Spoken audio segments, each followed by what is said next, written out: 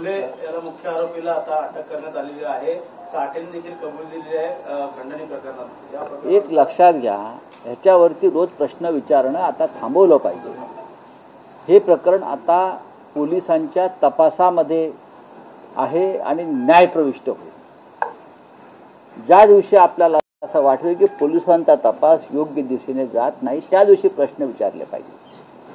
पोलिसांवरती जनतेचा दबाव आहे, विरोधी पक्षाचा दबाव आहे।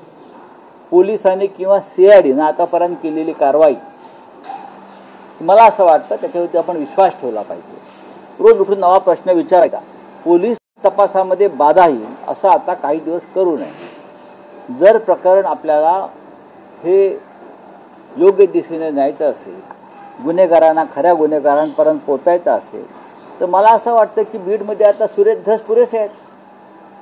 सुरेश धस यांना देवेंद्र फडणवीसांचा आशीर्वाद आहे। धस साहेब आमचे जे काय बोलत आहेत ते फडणवीसांच्या आशीर्वादाशिवाय बोलणार नाहीत।